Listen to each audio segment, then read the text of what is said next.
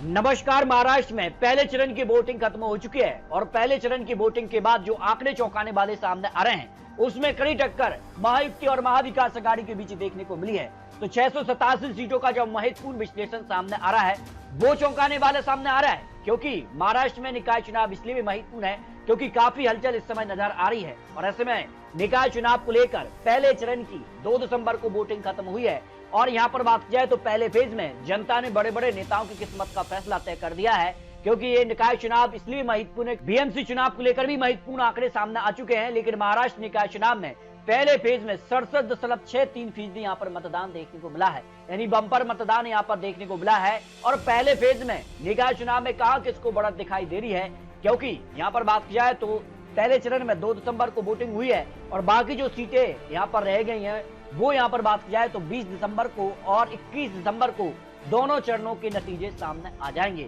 तो यहाँ पर बात की जाए तो काफी महत्वपूर्ण है, क्योंकि बीएमसी चुनाव की भी रणनीति यहाँ पर तय करेगा आखिर बीएमसी चुनाव में कहा किसका पलड़ा भारी। इसके ओपिनियन पोल के भी आंकड़े आपको दिखाएंगे। लेकिन बात करते हैं महाराष्ट्र निकाय चुनाव को लेकर पहले चरण की वोटिंग खत्म हो चुकी है और जो ताजा आंकड़े सामने आ रहे हैं, अगर बात करें नगर निगम की जो 29 सीटों के आंकड़े सामने आ रहे हैं, इनमें अगर बात किया तो महायुति को 15 सीटें, महाविकास आघाड़ी को 12 सीटें यहाँ पर मिल सकती हैं। और यहाँ पर बात की जाए नवनिर्माण सेना यानी एमएनएस को भी 2 सीटें, अन्य के खाते में 0 सीट जा सकती हैं, क्योंकि हाल ही में अगर बात करें उद्धव ठाकरे और एमएनएस साथ आए हैं। एमएनएस यहाँ पर महाविकास आघाड़ी को समर्थन देता है तो काफी चौंकाने वाले आंकड़े बन सकते हैं, क्योंकि बीएमसी चुनाव को लेकर, क्योंकि मराठा वोट को एकजुट करने को लेकर भी दोनों यहाँ पर कह सकते हैं कि उद्धव ठाकरे और राज ठाकरे एक मंच पर दिखे हैं। और इसके अगर बात की जाए तो यहाँ जिला परिषद की 32 सीटों पर बात की जाए तो महायुति को 24 सीटें, महाविकास आघाड़ी को 8 सीटें यहाँ पर मिल सकती हैं। जबकि बात की जाए तो यहाँ पर नगर पंचायत की 42 सीटों को लेकर जो आंकड़े सामने आ रहे हैं, इसमें अगर बात की जाए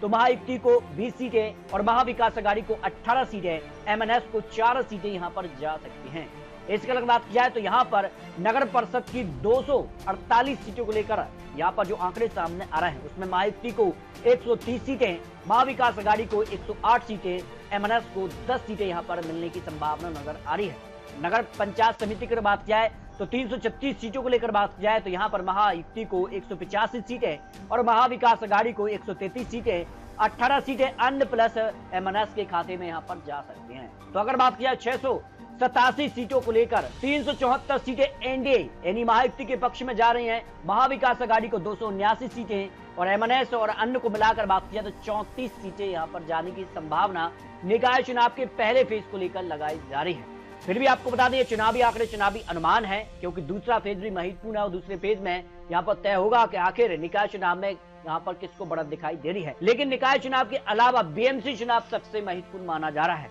और बीएमसी चुनाव जो है मुंबई महानगर पालिका, यहाँ पर बात की सबसे बड़ी महानगर पालिका है और सबसे ज्यादा बजट भी यहाँ पर जो है इस महानगर पालिका को लेकर है। और ऐसे में बीएमसी चुनाव को लेकर 227 सीटों पर आपको क्या लगता है इस बार यहाँ पर बात की जाए तो महायुति या फिर महाविकास आघाड़ी किसकी सरकार बीएमसी चुनाव में बनने जा रही है? क्योंकि वर्तमान में विधानसभा चुनाव में भी भारतीय जनता पार्टी की सरकार है, केंद्र में भी भारतीय जनता पार्टी की सरकार है। और ऐसे में बात की जा रही है कि बीएमसी चुनाव और निकाय चुनाव, इन चुनावों में आखिर क्या उद्धव ठाकरे वापसी कर पाएंगे, इसको लेकर आप प्रयास रख सकते हैं। मिलते हैं और लेटेस्ट और नए आंकड़ों के साथ, तब तक लीजिए